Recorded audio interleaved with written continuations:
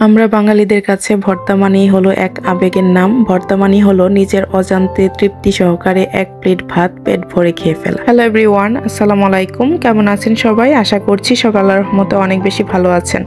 আজকে বেগুন আর টমেটো দিয়ে মজাদার একটি ভর্তার রেসিপি আপনাদের সাথে শেয়ার করতে যাচ্ছি। আজকে হচ্ছে আমি বেগুন আর টমেটো দুইটাই পুড়িয়ে নিব। তো ফার্স্টে কিন্তু আমি বেগুনের গায়ে হালকা করে একটু তেল লাগিয়ে নিয়েছি। এতে করে বেগুনটা পুরানোর পর খোসাগুলো খুব সুন্দর করে উঠে যাবে।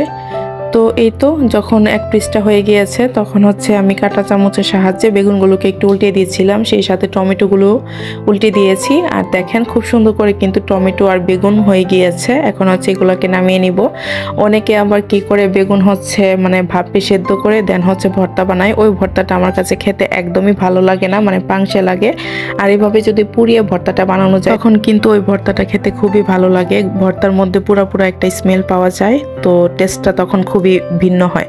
যাই হোক, এখানে হচ্ছে ভর্তা বানানোর আমি সবকিছু রেডি করে নিয়েছি। এখানে হচ্ছে ধনিয়া পাতা, পেঁয়াজ নিয়েছি আমি প্রায় অনেকখানি, আর সরিষার তেল তো মাস্ট বি লাগবেই। আর ছিল শুকনা মরিচ। আজকের ভর্তাটা হচ্ছে আমি শুকনা মরিচ দিয়ে বানাবো। অনেকে আবার কাঁচা মরিচ দিয়েও বানাই, তবে আমার কাছে ভর্তা বেশি শুকনা মরিচ দিয়ে বানাতে ভালো লাগে। তো যাই হোক, বেগুনের খোসাগুলোকে আমি ছাড়িয়ে নিয়েছি। এই যে দেখেন টমেটোর যে খোসাটা ওইটাও কিন্তু আমি ছাড়িয়ে নিয়েছি। এখন হচ্ছে ভর্তাটা বানিয়ে ফেলার পালা। তো ফার্স্টে হচ্ছে আমি মরিচের মধ্যে বেশি করে একটু লবণ দিয়ে মরিচটাকে মাখিয়ে নিচ্ছি। ভর্তা বানানোর মেইন যে ট্রিক্সটা সেটা হচ্ছে মাখানো। আপনি যত ভালো করে ভর্তা মাখাবেন ততই কিন্তু ভর্তাটা খেতে দ্বিগুণ মজা হয়ে যায়। অনেকে আবার ব্লেন্ডারে বা অন্যভাবেও করেন, তো সেটা আমার কাছে একদমই ভালো লাগে না পার্সোনালি। তো যাই হোক, এখন হচ্ছে পেঁয়াজগুলো দিয়ে দিচ্ছি। পেঁয়াজগুলো দিয়ে ভালো করে মাখিয়ে নিচ্ছি। এখানে কিন্তু আমি প্রায় অনেকখানি পেঁয়াজই দিয়েছি। আর চেষ্টা করবেন যে কোনো ভর্তা বানানোর সময় পেঁয়াজের পরিমাণটা একটু বাড়িয়ে দেওয়ার জন্য এবং পেঁয়াজটাকে একদম চিকন চিকন করে কেটে দেওয়ার জন্য।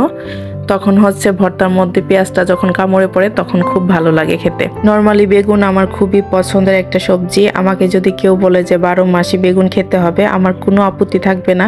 বেগুনের ভাজি বলেন, ভর্তা বলেন, তরকারি বলেন, মানে বেগুনের যে কোনো আইটেমই আমার অনেক বেশি পছন্দের। তো যাই হোক, সব শেষে দিয়ে দিচ্ছি খাঁটি সরিষার তেল। আমাদের বাসায় হচ্ছে খাঁটি সরিষার তেলটা ছিল, যার কারণে এটাই দিচ্ছি। ভর্তাতে সব কিছু দেওয়া হয়ে গেলে এখন হচ্ছে আমি ভালো করে মাখিয়ে নিচ্ছি।